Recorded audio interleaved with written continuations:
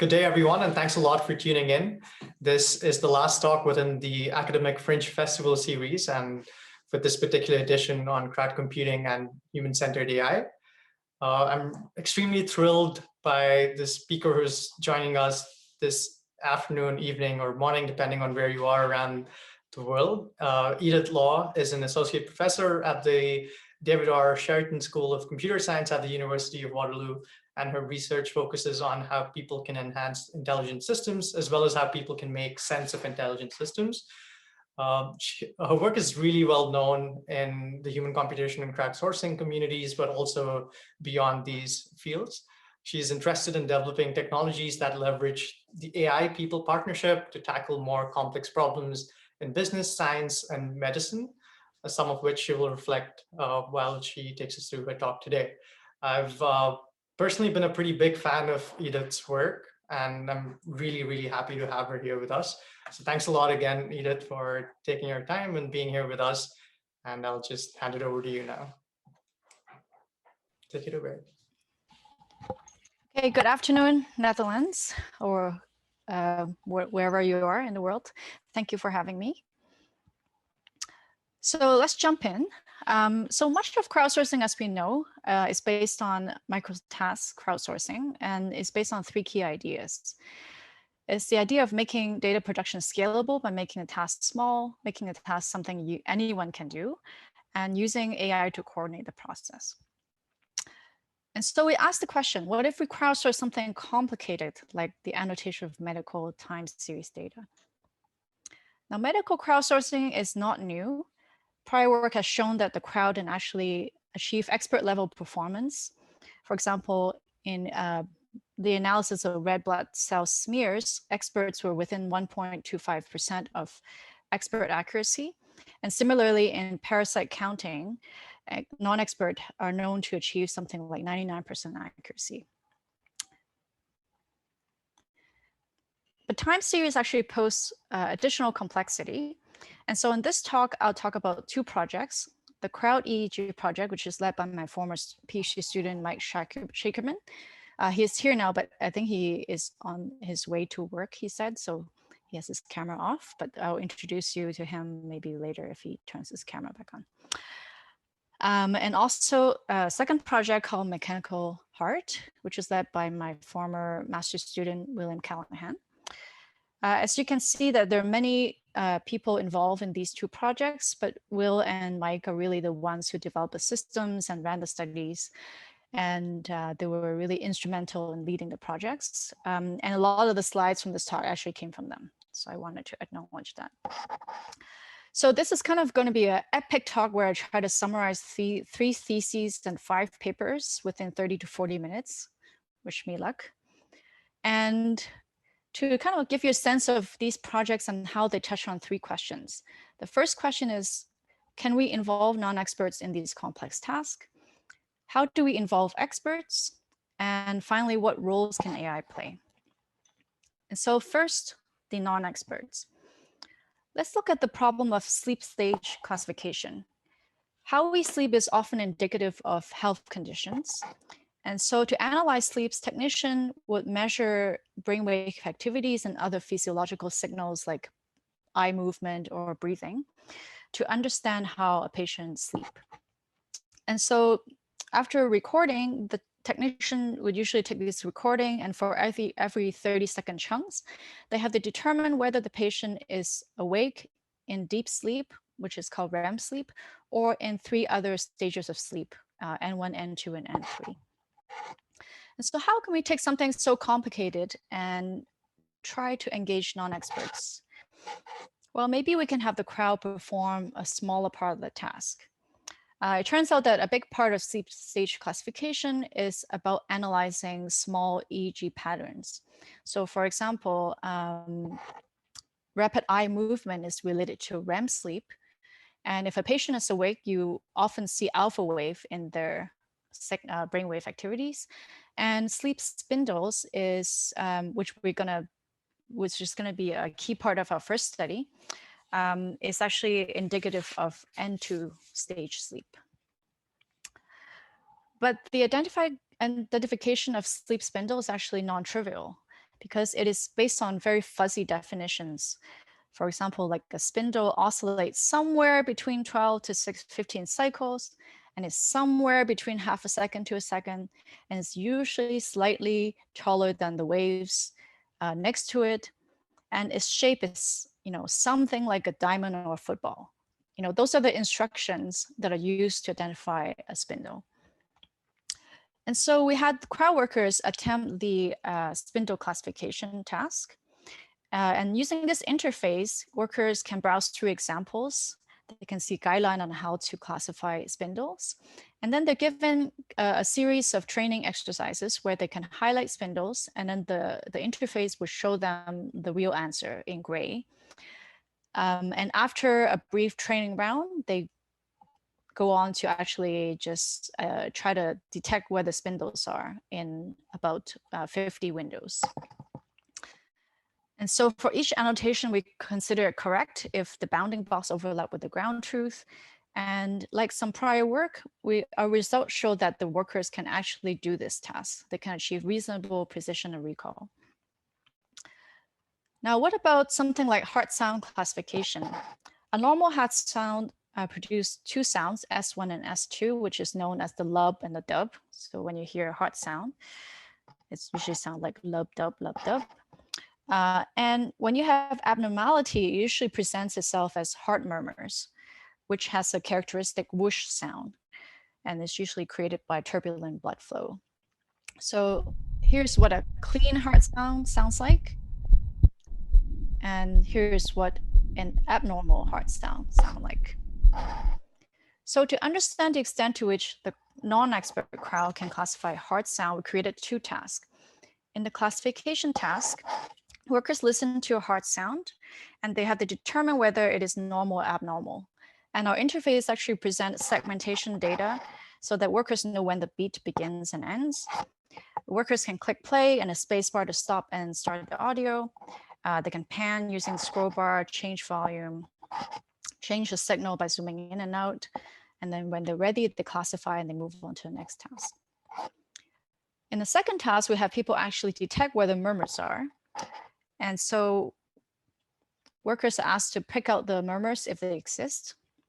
And in this interface, they can click and drag a segment. They can listen to the segment by pressing play. They can click anywhere outside of the segment to play the sound. They can move the segment around. They can delete it by clicking the X at the top. And if they don't hear any murmur, they can also indicate that by clicking the checkbox at the bottom. And another thing to note is that murmurs typically don't cross over beat boundaries. So to enforce these constraints, the system will show a warning sign at the top if they selected a murmur that crossed a beat boundary.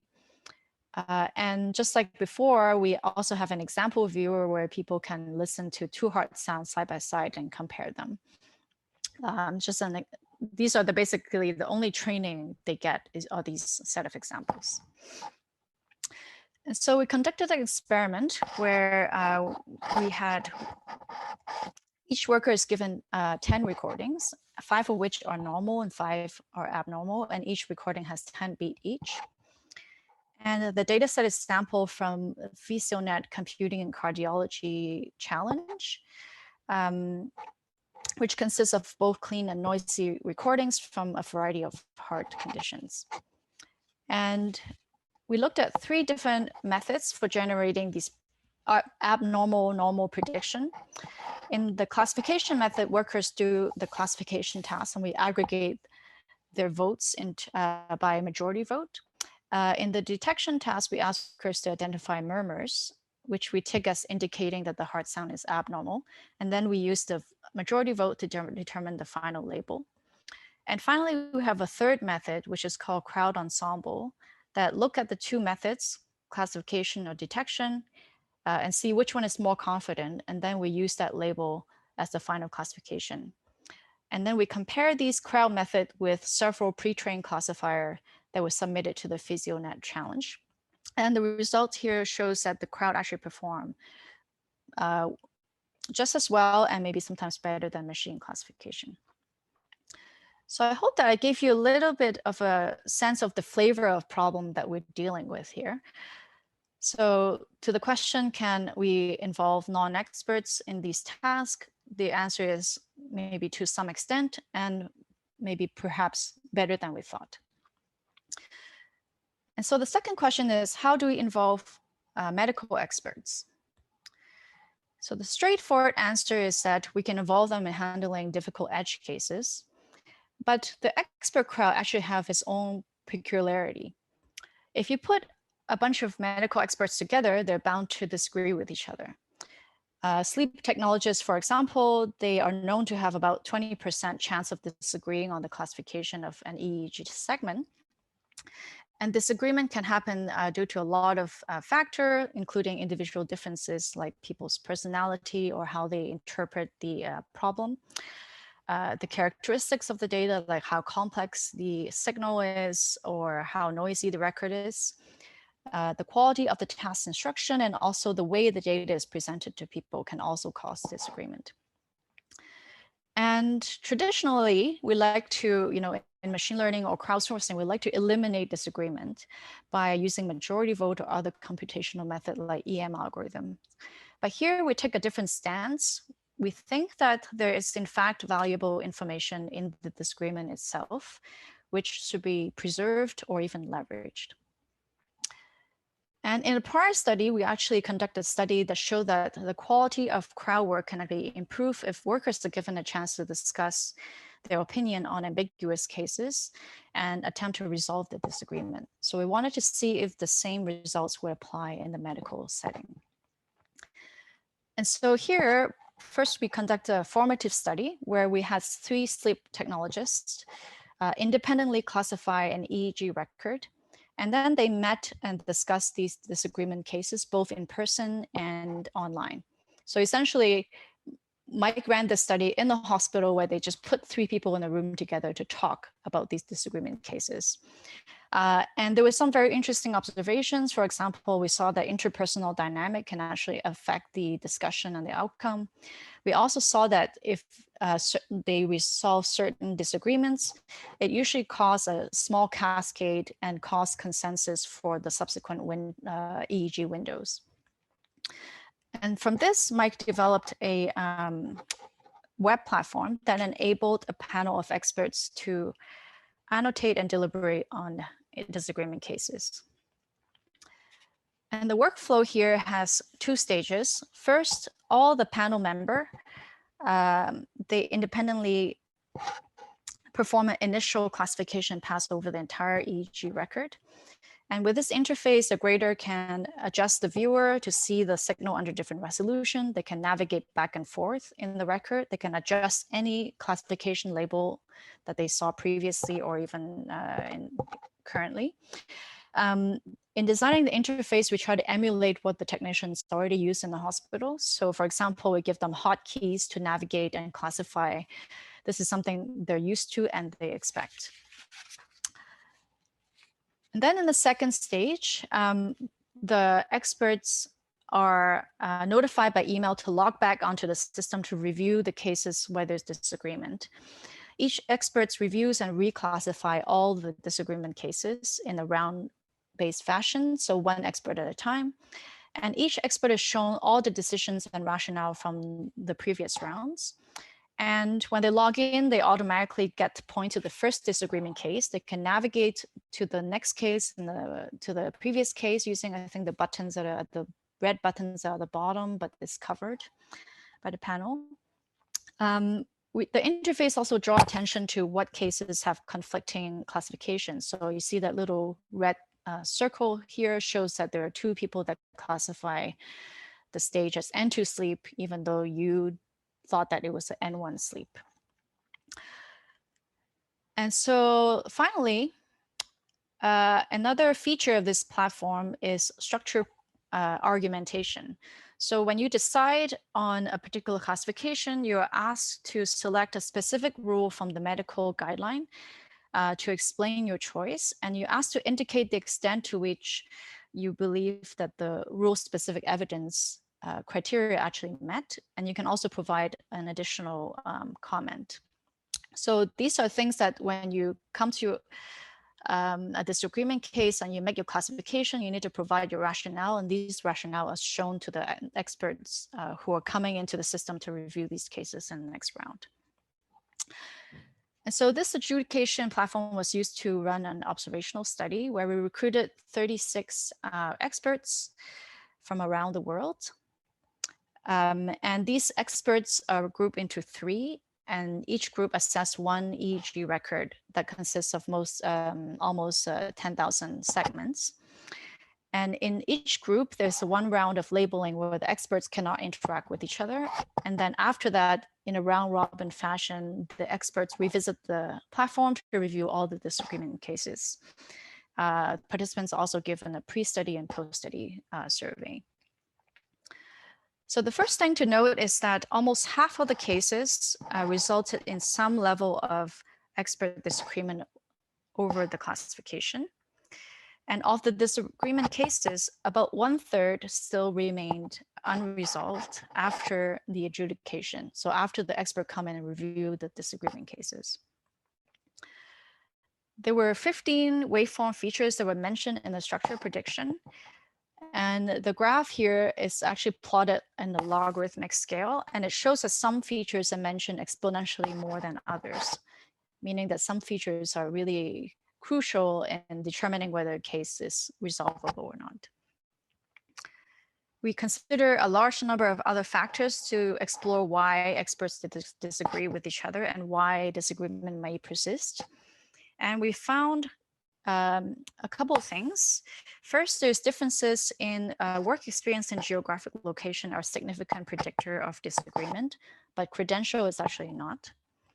The way that experts choose to configure their viewer, meaning like how much they zoom in and out and what they focus on, those are actually significantly affect disagreement.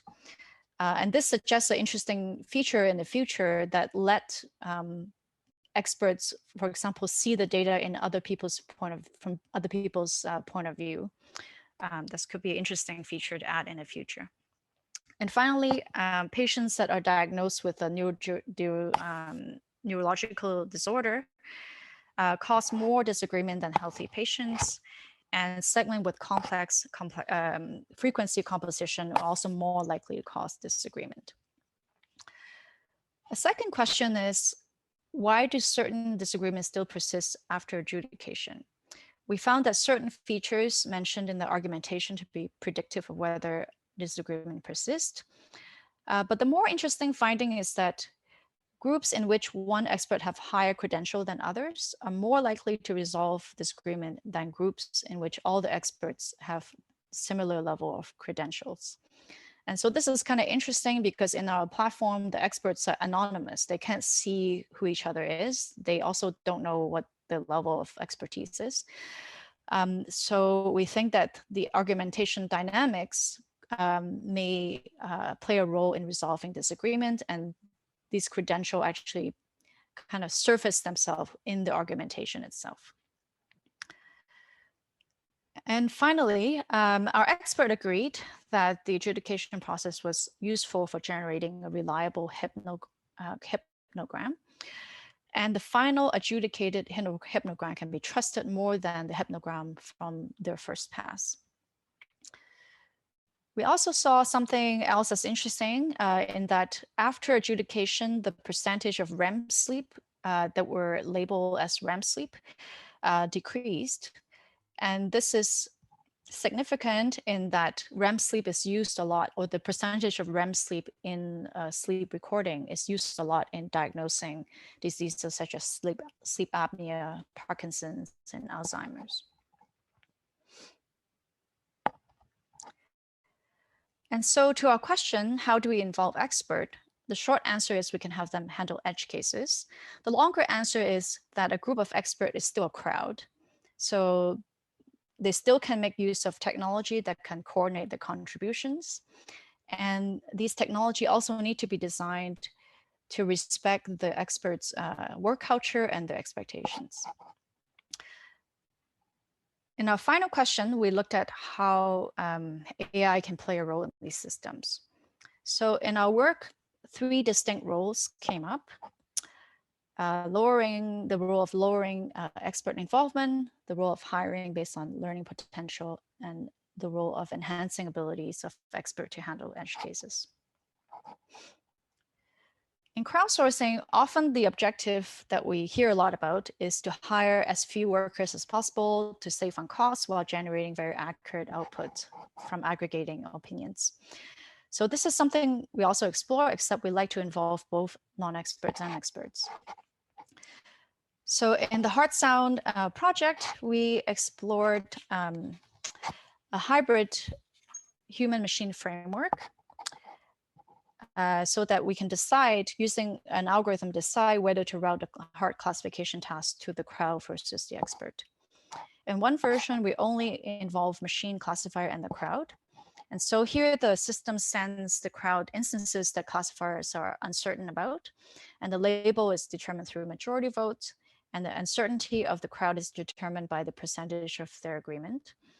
And in cases where the classifier and the crowd disagrees, then the final decision is made by the method that's more certain.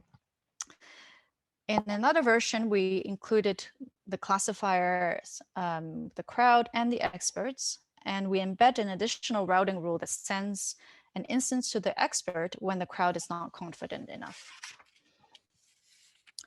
And we see that the crowd is actually not a bad substitute for experts in this Heart Sound classification problem. So when we look at the subset of instances that the crowd is queried, we see that the crowd performed quite well in classifying most of the instances correctly. And what is more important is the very high number of crowd classified instances that were correct and used in the final answer. So this illustrates that when the crowd is more confident than the machine in the classification of an instance, they're often correct. So involving crowd actually saved expert resources. So this table shows that for the strongest baseline, when the crowd is used, experts were only given 24% of the instances to classify as opposed to 33% when the crowd is not used. And the accuracy of the two hybrid systems are actually quite comparable. And so by leveraging the crowd, we can actually use less expert resources while producing almost the same results. And so far, we talked about a pretty typical way to use AI, which is basically to coordinate the routing of tasks between crowd, machines, and experts based on uncertainty. One thing that is unique about a problem setting is that even small tasks that we ask workers to do can be very difficult. And so here in reality, we talked about the Spindle classification task at the beginning, where the workers can achieve, pretty good precision and recall.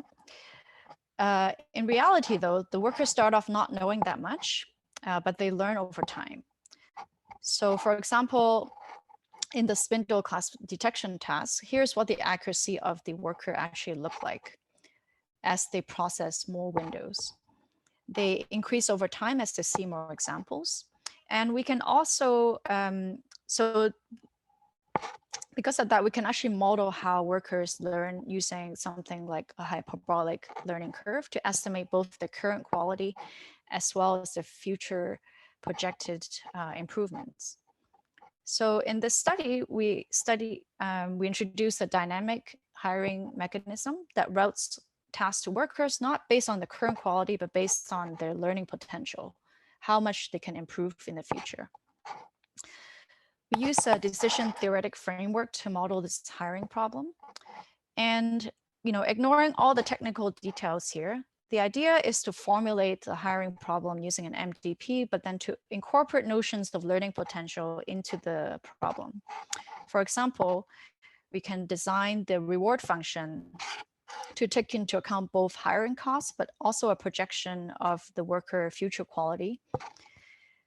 And to solve the MDP, we use a variant of the value of information algorithm from Kamar and Horvitz. And similarly here, we introduce a priority score for sampling workers based on their immediate quality as well as the future expected quality. And so we compared our algorithm. We refer to the algorithm here as dynamic hiring against two baseline, random K and top K, whereas random K is randomly picks K available workers, and top K picks the top K worker based on their current quality. For both baseline, we used majority vote to aggregate the opinion to derive a single prediction. And then we measure the performance of the three algorithms on three metrics: the number of correct answers, the cost of hiring, and the cost of training.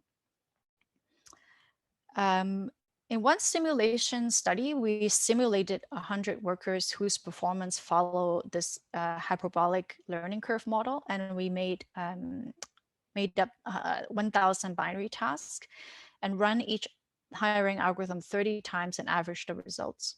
We created a heterogeneous worker population where the majority of the workers are very slow learners but have a high starting point.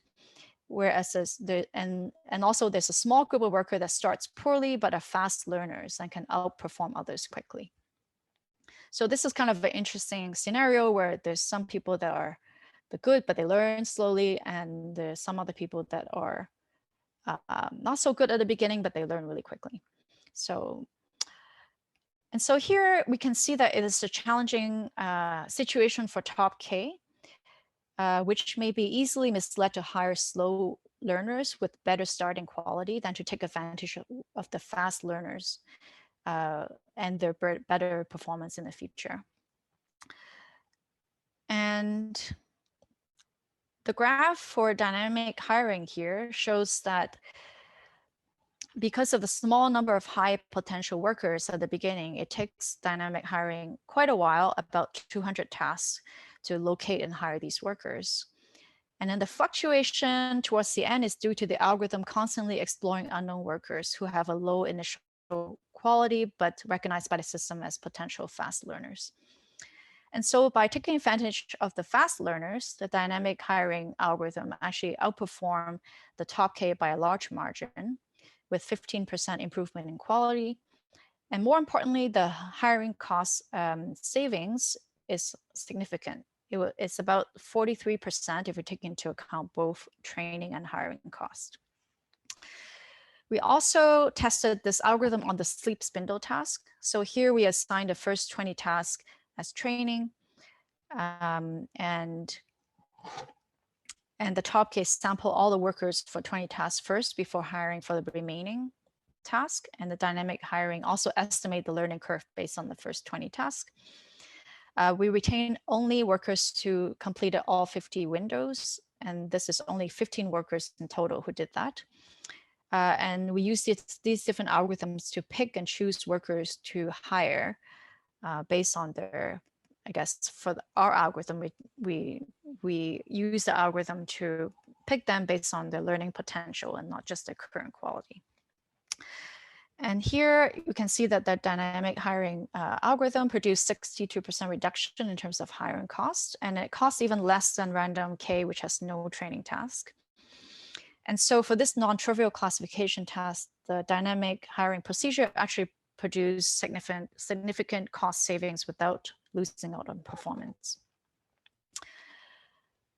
So finally, the final role that AI can play, we return back to the experts. In typical expert support system that involve AI usually provide classification label and also uncertainty estimates. So our question is, what if you have an AI that can communicate ambiguity information? They can tell you which record experts are likely to disagree on. How does this compare to a conventional AI that communicates only uncertainty information? And so the task interface that we introduced for this study looks something like this. There is a classification UI that displays the EEG record for 30 seconds at a time, and experts are supposed to classify them into 1 of 5 stages. Both assistant, the conventional AI and the ambiguity-aware AI, show similar uncertainty information. It shows a timeline overview of the suggested classification across the entire patient record. Each point of this timeline corresponds to a 30-second segment in a multi-hour recording. An expert can navigate to the segment by clicking on the timeline to go back and forth using hotkeys. And both AI communicate quantitative uncertainty in two ways. In the timeline, you can see that the low confidence choices are more transparent, where the high confidence choices are more opaque. And in the detail view, it shows all the possible choices of the classification label listed in the order of most likely to least likely, along with their percentage confidence level. Now, what the ambiguity-aware AI does differently is that it also highlights some segments that are more likely to trigger expert disagreement. And in addition, it explains kind of the reasons why these cases may be ambiguous by citing some part of the medical guideline. And this is a kind of Wizard of Oz study in that instead of building an AI that can actually generate this ambiguity information, we present the data that we previously collected from the 3 experts that we observed. And to make the ambiguity AI more believable, because AI in the real world is never perfect, we added some noise to it. So we randomly replaced about 20% of the reasons, the argument that the AI gives, with some random rules in the medical guideline. And in this study, we're interested in 2 questions. One is, how does ambiguity-aware AI actually affect medical assessment? And how is it perceived by the experts? We had 12 experts for the study. All participants are practicing sleep technologists and are familiar with sleep staging. We have 2 data records from a patient of similar age and health condition, and it adds up to about 13 hours and 1,500 segments of recording. Both AI use a state-of-the-art deep neural net to do the sleep stage classification, and it has about 87% accuracy. And we leveraged the data, ambiguity data that we collected from the 3 experts in 2 ways. We used the consensus label as ground truth to measure the accuracy of our AI and of our experts. We also used the disagreement and argument data to simulate the ambiguity-aware AI. And so in this procedure, the participants spent some time familiarizing themselves with the UI. They performed the task twice, once with the conventional AI and once with the ambiguity-aware AI in counterbalance order. And to avoid learning effects, we also used different patient records. And we also made sure that the AI applied to the patient record is counterbalanced. And the expert have a limited time window of 15 minutes to look at the record and to review as many, review and correct as many of the AI suggestions as possible. And then we also give them pre-study and post-study survey. And so one thing that we hypothesized was that this ambiguity-aware AI would affect the workflow by changing the stuff that the expert will focus on. And we did find that the proportion of the contentious cases that were reviewed was significantly higher in the ambiguity-aware AI case than the conventional AI. And we also hypothesized and found that ambiguity-aware AI did not affect the number of cases that were reviewed by the experts. So in both cases, they reviewed the same number of cases. And there were some quotes actually that suggest that people took this additional information into account, this ambiguity information into account when they're doing these assessments. For example, one person said that they actually go and look for cases where they think he thinks that there would be strong disagreement between experts and check those epochs. And another person used the suggestions that the AI provided and look at cases that were considered ambiguous. So the expert did not really achieve a higher accuracy while working with the ambiguity-aware AI assistant, but we did find that providing relevant explanation for why a case is ambiguous actually matters. So we find that the chances of the label getting revised correctly depends on whether we provide them with a real argument versus like a random one from the guideline. And people notice that as well. You know, they think that it's being provided with a relevant argument from the ambiguity AI helps them, whereas if it doesn't contain relevant information, then their accuracy actually drop below 50%. And we didn't see any real difference between trust, but the ambiguity-aware AI is considered having more integrity. And we also observe a trend of experts having higher confidence in the ambiguity-aware AI. There was no difference in cognitive load. And so in this section, we saw that within the context of time series annotation,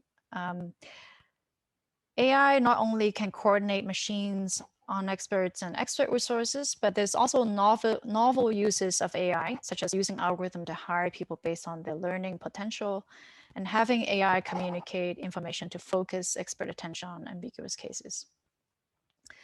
In other words, in these more complex annotation tasks, AI can be used to push the boundaries of expertise. And so this is the end of my talk. We have introduced new platforms for handling medical time series annotation tasks and describe various ways in which our research touch on these questions of how to involve non-experts, experts, and machines. If you're interested in learning more, you can visit our website, crowdeeg.ca, which has a list of publications, people involved, and so on. And finally, thanks to Mike, we have open source all the things that were produced from this project. So we have the code for the CrowdEEG platform. We have a live demo that you can go and check out. And we have open sourced the data set, which contains the expert annotations, the argumentation data. And I think if you request, you can also get the patient EEG data, which is fully anonymized and open for use. Our heart sound project is based on this annotator that we developed in collaboration with NYU called the CrowdCurio Audio Annotator. And it's actually a very good tool, very flexible for using for doing any kind of audio annotation on. And the code is also available if you're interested. That's all for my talk. Thank you. Thanks a lot, Edith. That was really brilliant and a lot of useful insights in there. I'd encourage all the participants to use the chat in case you have any questions you'd like Edith to take, and I'll be happy to relay them. You can also unmute yourselves and ask your questions if you'd like to do so yourself. To kick things off, I've realized that Jay here has a question, and Jay, please go ahead. Yeah, thank you, Edith, for the great talk. It's really nice to see that even expert work can be enhanced through careful design of the task, for example, through this adjudication mechanism that you introduced. And also, it's interesting to see the different ways of using AI in improving human work.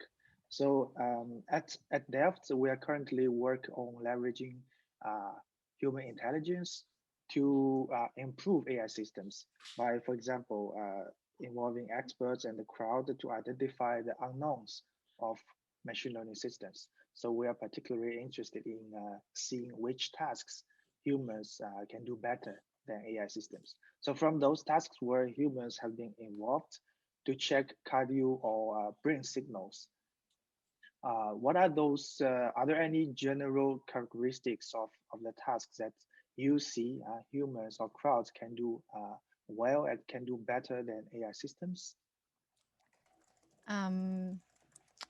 Yeah, I can have a stab at this question. I think there's at least something that we have not even touched on in this sleep staging task, for example, is that I think the experts use a lot of contextual information between the different channels and also between different windows. They will often cite, evidence from like 5 to 10 windows back you know, I see. to explain something that happened currently. And they might also use like kind of like the big picture. It's like, oh, they've seen the whole record, and now using the whole record, they're classifying this as a spindle because of reasons that are not even within that artifact. And that would be a very hard task for a machine currently. But do you think it's possible to really, you know, elicit those information, information that experts rely on, to make them explicit, such that an AI system can learn from them? We can definitely start collecting that data and see if we can train the AI to have that kind of logic. Yeah, so Mike has his video on, so I think I should introduce him to everyone. Hi, everybody. He is perhaps even more qualified to answer these questions than me. And Mike is currently working at Amazon AI. No, like what is the team called? I'm working in a research team within human in the loop research services, if you will. That includes things like data labeling, human review of machine learning predictions. So services like AWS Ground Truth, AWS Augmented AI, and these kinds of things, and human workforces, including Mechanical Turk, but also others. So I'm sort of dabbling in research questions at all these different kinds of interfaces, or going to in the future. Let's put it that way. Awesome. Nice to have you here with us, Mike. As I said, we do have a question from Peter, and both of you feel free to take the questions as you will. Okay, thanks for a very nice talk, Edith. I have a question to the generality of the things you found. It's exciting to see interesting thing about experts considered as crowdsourcers and providing tools to support.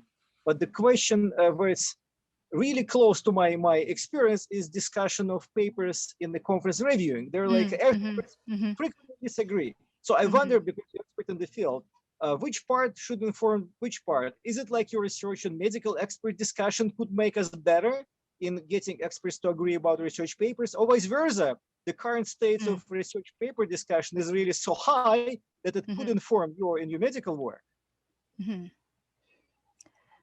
I guess I have two answers to that question. One is that I, like years ago when I was an intern at Microsoft Research, I actually tried to do that. Expert paper routing.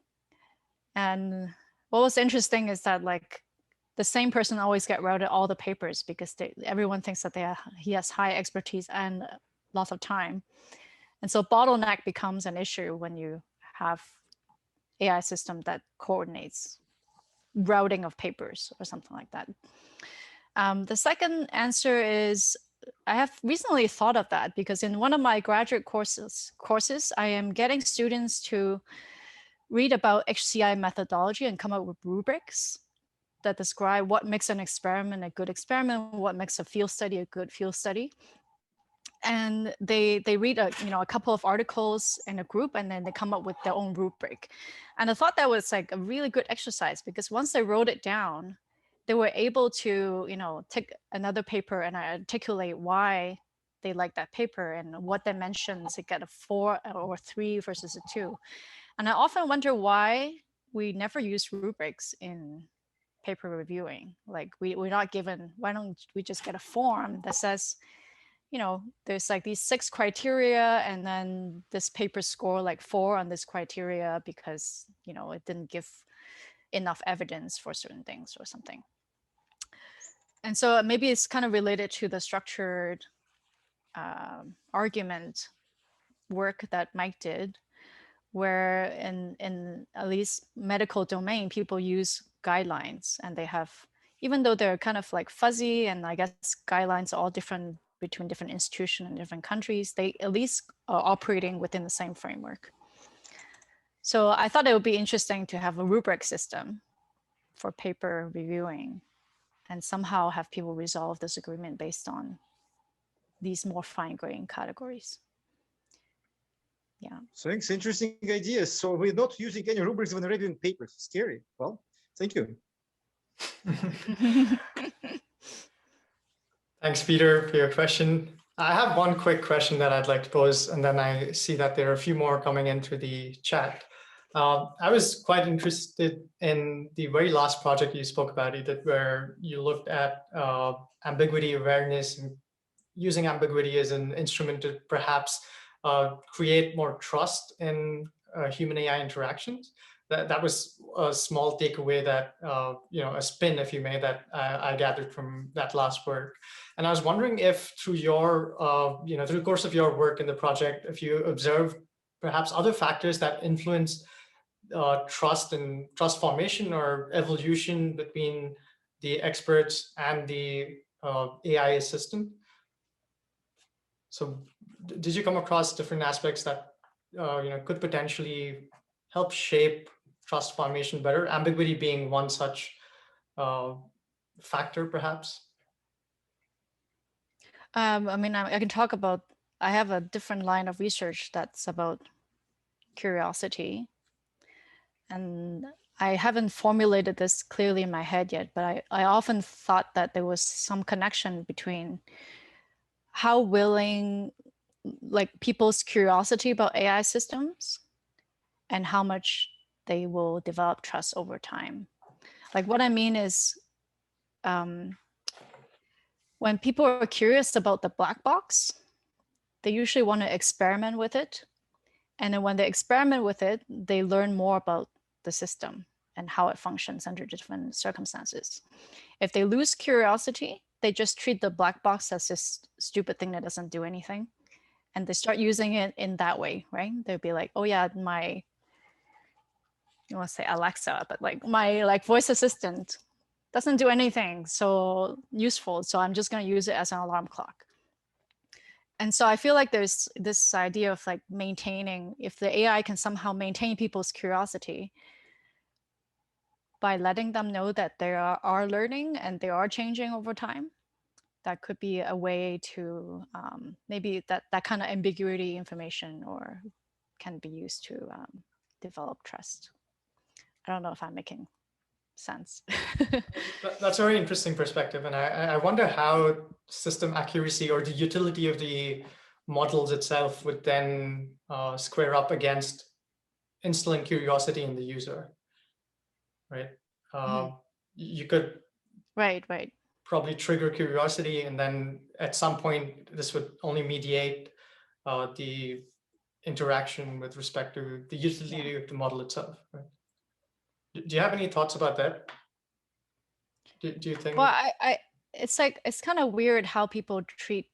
It also depends on what kind of AI you're talking about. Is it like just a machine learning, like text-based thing, or is it like an agent that talks to you? Because people have different expectations. If you have an agent versus like something that looks more like a machine.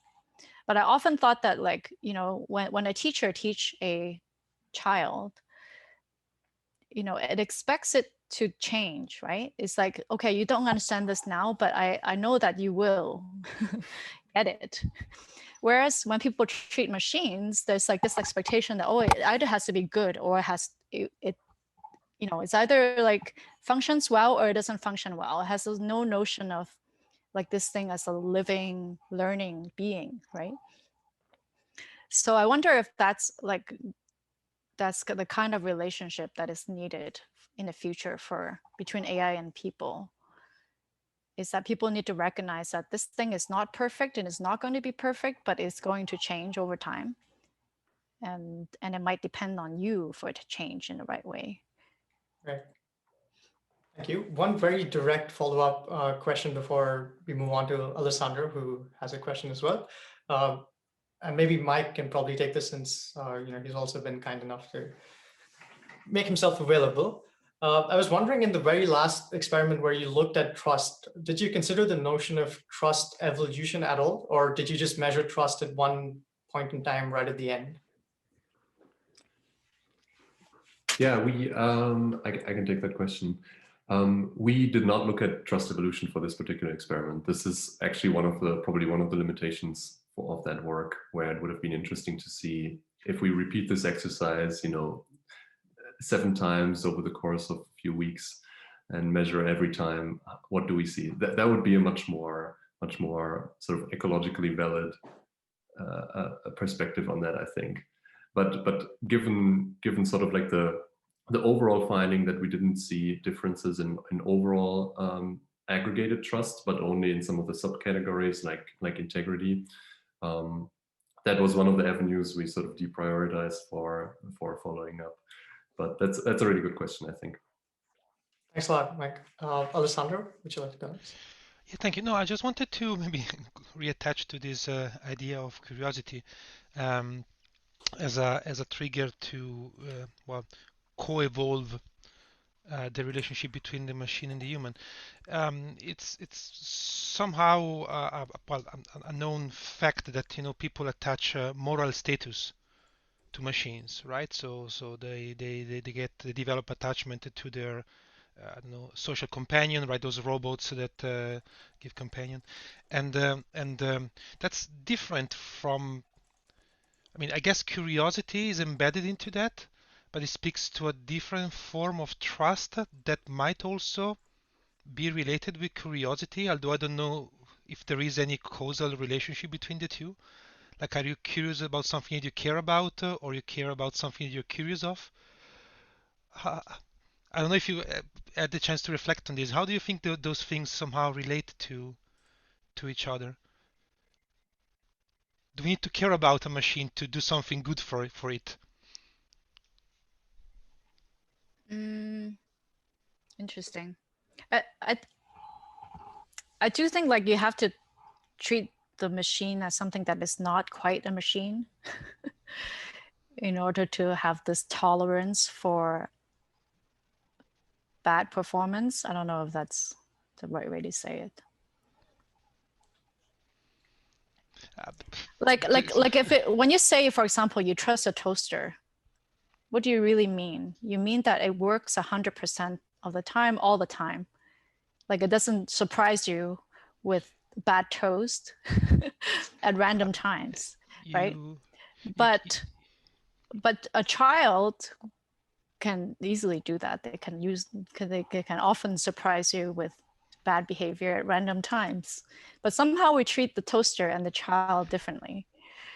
And so I think it's like right now people don't have a picture, like depending on how the AI is designed, people may or may not have a picture. They may see the machine as a machine, or they may see the machine as like almost like a human-like thing. And those two I think are very different. I was reading this recent book edited by Cesar Hidalgo, former MIT, now in Toulouse. He made a bunch of experiments, and his conclusion is that we look into, when we judge machines, we look at their outcomes. When we judge people, we look at their intentions.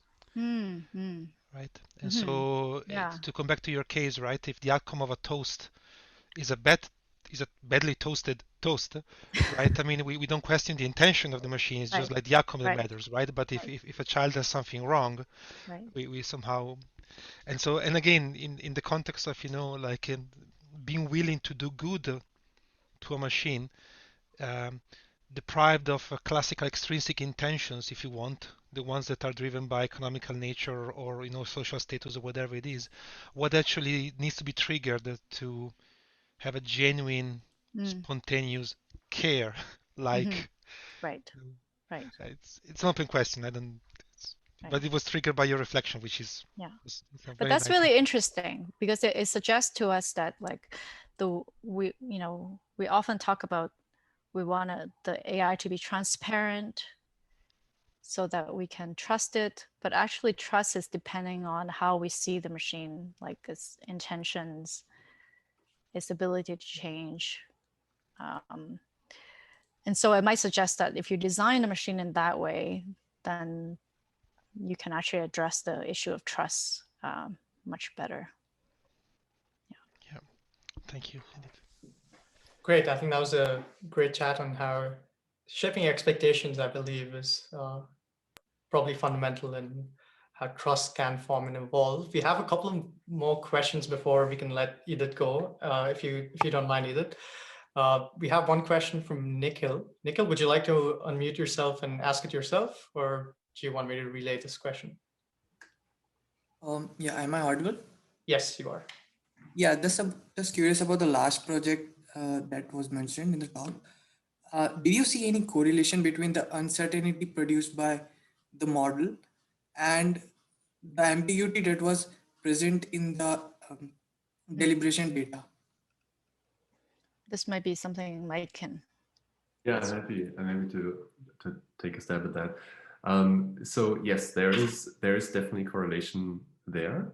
But the interesting thing that we found in our studies, and that has also been published about in the context of other medical data, is that if you try to train a classification model on the actual target task of classifying data into multiple categories, and you try to use sort of the level of confidence in the prediction output as a proxy for potential disagreement in the data, then that is actually way worse than if you try to train a model directly on the outcome of trying to predict disagreement. So yes, in short, there is a correlation you can find between machine confidence and actual disagreement in the real world, but the correlation is far from perfect. So it's kind of this thing where in some cases you may be able to trust the machine's confidence to say, hey, this is a low confidence case, so maybe people in the real world might also disagree on it, but there are a substantial number of cases where, say, either the machine is highly confident and it's a clear-cut case for humans, or the machine is not confident at all. Or the other way around. So it could be like the machine could be extremely confident and it would be a highly ambiguous case for humans, or the other way around. Sort of the machine would be highly inconfident, but it would be a clear-cut case for humans. And I think this space where there's this discrepancy between the calibration of the machine learning models' confidence levels, as well as the sort of the notion of a group of humans of how they would look at a case and whether there's any uncertainty or potential for disagreement. I think getting this right would be extremely helpful, and there's a bunch of interesting research, I think, that is really trying to do these things, ranging from disagreement prediction models to all these things that aim at proper ways of uncertainty calibration. I don't know if that answers your question, but that would be the idea I have in mind. A follow-up question. So do you think it will depend upon the underlying task that we are trying to automate as well? So here, I mean, this was a particular example, but probably in different context, we'll get different kind of results. Yes, absolutely. I think so. I mean, in general, I think as we see machine learning systems mature, we probably automatically will eventually move to more complex tasks. And by that, I mean, for example, tasks that require like taking into account contextual information, or that require some sort of, implicit knowledge that humans have but hasn't been made explicit to machines or inside of data sets yet. And I think sort of moving towards the family of more complex problems, I think will automatically, let us see those discrepancies more often. And will probably allow us to see more ambiguous problems in general more often, and human disagreement and so on. That would be my high level take. But I'd be curious to see sort of like what are the more fine grained characteristics of the tasks and seeing that phenomena. It's possible. Like, I don't know, like if one reason why uncertainty and ambiguity, or human ambiguity and machine uncertainty, might not match up could be because of features that are used. That there's some features that human use that would be really hard to translate into the machine setting, or that it's just that they're operating on two different sets and we didn't know that beforehand. So it might be interesting to have like a mechanism that slowly merge them together, help them discover what features each other is using. Right. Yeah, I think that's a good point. Actually, for that, I mean, we had this one study where we found, disagreement comes from different sources. And I think depending on the task, you might be desiring to eliminate certain sources of disagreement. Like, for example, people just using different ways to look at the data. You might want to be able to empower everyone to look at the data in similar ways, or to be able to take the perspective of other viewers, and that way, try to eliminate that potential source of disagreement. But if it's something about a much more fundamental question of how should we design these criteria of how we make decisions and whether there's disagreement on that level, that might be harder to eliminate with automatic procedures, and probably just requires further conversation in sort of like the social space, and trying to understand what a group of humans thinks is the right way to classify data. Yeah. I agree that it would be, at least it would be quite interesting to find the causality of that phenomena. Yeah, thanks. Great. Thanks for the question. I think we can squeeze in one final question. Ines has been sitting on this one for a bit. Thanks a lot, Ines, for waiting, and fire away. Can you hear me now? Yes. Oh, yeah. Thanks a lot for the talk. It was very interesting. So I have one question relating the first part with the second part, actually. So about worker learning and about this medical domain. So I expect that for the medical domain, it takes quite some time for the workers to learn the task. So I was wondering whether one can leverage the worker learning behavior, that at certain point the worker would reach this expertise level and you can start to trust their answers as well as experts. So basically, when the worker learning behavior is following a certain shape, a certain like exponential or linear. Yeah. Yeah. So like we use the hyperbolic learning function just because it's something that's typically used before in measuring like quality of production system or something like that. But it has a particular shape, and we try to fit that shape to the learning. But I assume that at some point the learning also plateaus. I mean, at least that's what the shape would suggest, right? It would get to that point. But like the task that we ask people to do actually is way simpler than the actual task we want to get done. So I don't know how, I don't think people can, we can get expert to read EEG. I mean, that's how we train technicians to do. I mean, the thousands and thousands of technicians that are trained every year to read entire EEG records. And I guess to them, like in some sense, you can think of them also as crowd workers, because to them, like one page of EEG takes them a few seconds to do. They really just like scan one entire page of, 30-second chunk, and then they make a decision, right? Like it's so easy for them. So I guess a unit of work is kind of it's hard to tell what that means. And I bet you can take any non-expert and train them in the same way you train technicians, and they will reach, some competency. But that's not I guess that's not what we're trying to do with crowdsourcing in the traditional sense.